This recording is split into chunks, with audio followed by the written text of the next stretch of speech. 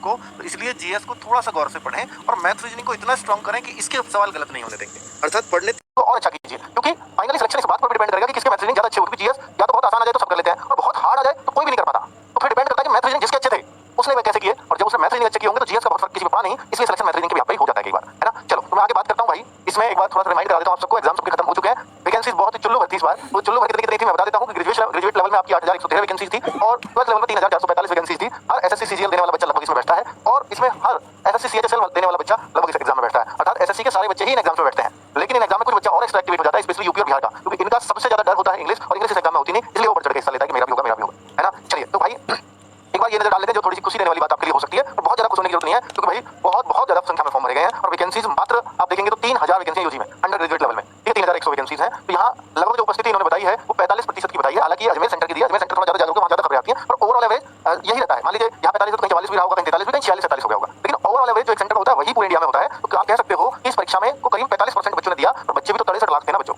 इसमें बच्चे भी 63 लाख थे। अब 63 लाख में से अगर 45% ने भी दिया है तो भी आपके 32 लाख बच्चे बैठते हैं। 32 लाख 45% तो 32 लाख नहीं बैठेगा, चलो मैं मान लेता हूँ कि 25 लाख प्लस ही बैठेंगे, 28 29 लाख जो भी आए, तो 28 29 30 मान लो, 30 के लमसम मैं मान लेता हूँ कि 30 लाख बच्चों ने लगभग एग्जाम दिया होगा, और 30 लाख में से करीब 3100 बच्चों का सिलेक्शन होना है। 3000 अगर इसको एक बार को मान के चलूं तो आप ये मान के देखोगे कि 1000 बच्चे में से एक का सिलेक्शन है। जिन बच्चों ने परीक्षाएं दी हैं उनमें से 1000 में से एक का सिलेक्शन होना है। हालांकि अभी जो पास होंगे वो करीब 45000 बच्चों को पास किया जाएगा। कितने? 45000 प्लस बच्चों को, अंडर ग्रेजुएट लेवल की बात कर रहा हूँ अभी, 15 गुना बच्चों को पास किया जाएगा, अर्थात 45000 सीबीटी 2 में बैठेंगे। लेकिन सोचो ना कि जो बच्चा 30 लाख से होगा और ग्रेजुएट लेवल का अलग होगा, तो ये 45000 बच्चों में, ये देखिए 30 लाख में से 45000 में आसान है आना, 30 लाख में से 45000, तो आप देखो ना 29,65,000 फेल यहीं कर जाएंगे, 29,55,000 फेल यहीं कर जाएंगे, 45,000 ही तो पास होंगे। तो यहाँ कितने बच्चे बाहर हुए? 29,45,000, मेजोरिटी बच्चे बाहर। लेकिन यहाँ 45,000 में से मात्र 3000 आने, यार 3000 नहीं, मेरे ख्याल से जो टाइपिंग वगैरह कुछ पोस्ट में तो 8-8 गुना बच्चे लोग लेते हैं। तो अगर ये उतने भी ले लें कि लगभग आधे बच्चों को तो टाइपिंग में, तो टीबीटी 2 बहुत बच्चा पास करेगा नो डाउट, और ये सारा क्रीमिश बच्चा है, क्रीम लेयर है मतलब ऊपर की, इनमें आपस में बहुत मतलब दांत भींचने वाली फाइट चलने वाली है। तो भाई यहाँ एक एक बच्चे को बीट करने के लिए आपको बहुत मेहनत करनी पड़ेगी, क्योंकि जो कम मेहनती बच्चे थे वो यहाँ बाहर हो चुके हैं, या जो सिर्फ फॉर्म भरने से जिनको मतलब था।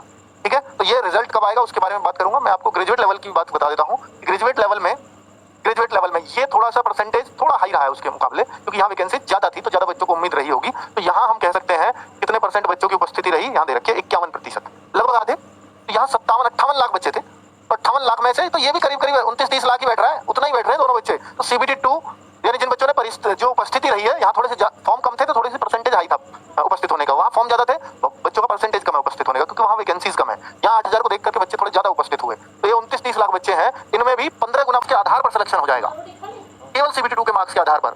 और कुछ पोस्ट ऐसी हैं भाई उनकी कट ऑफ, ऑब्वियस सी बात है, उनकी कट ऑफ हाई आएगी, क्योंकि यहाँ इस टाइपिंग में मैंने लिखा नहीं है इन लोगों ने, तो एक बार नोटिफिकेशन देखना, मैं अभी देखना भूल गया हूँ। 7-8 गुना बच्चा मुझे ध्यान आ रहा है, लिखा हुआ था, एक बार चेक करो, है ना, 8 गुना बच्चा है करीब, तो मुझे ध्यान है 8 गुना बच्चा यहाँ, तो लगभग आधे बच्चों को टाइपिंग वाली पोस्ट में तो बैठा दिया जाएगा, जितनी भी, हालांकि टाइपिंग वाली अलग अलग पोस्ट के लिए अलग अलग वैकेंसी, तो उसका 8 गुना किया जाएगा, फिर उनको कैटेगरी वाइज बांटा जाएगा। तो ये पोस्ट है ग्रेजुएट लेवल में। टाइपिंग आप देखना चाहो देखो किसमें होता है, गुड्स एंड ट्रेन मैनेजर में कोई टाइपिंग नहीं है, इसकी जितनी वैकेंसी है वो आपको पता होगी। यहाँ कोई टेस्ट नहीं देना, कोई टाइपिंग नहीं देनी आपको। सीनियर क्लर्क कम टाइपिस्ट, यहाँ आपका लेवल 5 की जॉब है, लेकिन इसके नाम में ही टाइपिस्ट आ रहा है, तो टाइपिंग स्किल टेस्ट इसमें होगा, इस लेवल का होगा, सब नोटिफिकेशन में लिखा हुआ है। उस टाइम पे मैं और आपको ब्रीफ कर दूंगा। तो जिन बच्चों को टाइपिंग देनी है, जो बच्चे पढ़ने में थोड़े से कमजोर अपने आप को फील करते हैं, तो भाई टाइपिंग वाली पोस्ट निकालने के लिए टाइपिंग कर लेना, यहाँ थोड़ा कंपटीशन कम रहेगा। ठीक है, और इंग्लिश की टाइपिंग है, जूनियर अकाउंटेंट असिस्टेंट कम टाइपिस्ट, तो ये भी टाइपिंग वाली की पोस्ट है। और एक है चीफ कमर्शियल कम टिकट सुपरवाइजर, सबसे शानदार नौकरी, अगर कोई कहे कि रेलवे में कौन सी है, इससे बेहतरीन कोई नौकरी नहीं है। स्टेशन मास्टर पे तो प्रेशर ज्यादा होता है, लेकिन सबसे अच्छी कोई नौकरी बताई जाती है तो ये बताई जाती है। टीटी होते हैं ना, उनका ऊपर का ही है, माल वाल ले जाना, ये सब कमर्शियल कम टिकट क्लर्क, वो मतलब एक क्लर्क भी होता है इसमें, और ये सुपरवाइजर है। ठीक है, ये ड्यूटी लगाता है टीटी की, आप ये समझ लीजिए कौन कैसे क्या रहेगा। तो ये मतलब एक जबरदस्त पोस्ट है। और ये 6 नंबर जो है स्टेशन मास्टर की पोस्ट है, ये सीबीएटी होता है स्टेशन मास्टर में, लेकिन इस पोस्ट के लिए ना तो टाइपिंग होता है ना सीबीएटी होता है। सीबीटी 2 में जो अच्छे मार्क्स लाएगा उसका ऊपर की पोस्ट 5 और 6 लेवल की उधर है। तो यहाँ भी 2 पोस्ट ऐसी है जिनमें टाइपिंग नहीं है, और 2 पोस्ट ऐसी है जिनमें टाइपिंग है। 4 तरह की पोस्ट, ये रहा कॉमर्शियल कम टिकट क्लर्क, उसका जूनियर, जो मैं उधर सबसे अच्छी पोस्ट बता रहा था, तो ये भी बहुत बेहतरीन पोस्ट है, और लेवल 3 भी है, इनसे बड़ी है क्लर्क वालों से। तो ये टीटी जो बनते हैं ना, इनमें से बनते हो आप ऐसे समझ सकते हो इस बात को। तो बढ़िया पोस्ट है भाई, टीटी का तो बहुत ढूंढते हैं लोग, तो इसमें कोई टाइपिंग की आवश्यकता नहीं है। ट्रेन क्लर्क, इसमें भी टाइपिंग की आवश्यकता नहीं है। 2 पोस्ट है जिनमें टाइपिंग की आवश्यकता, ये थोड़ी आसानी से मिल जाएंगी, ये थोड़ा मुश्किल कंपटीशन।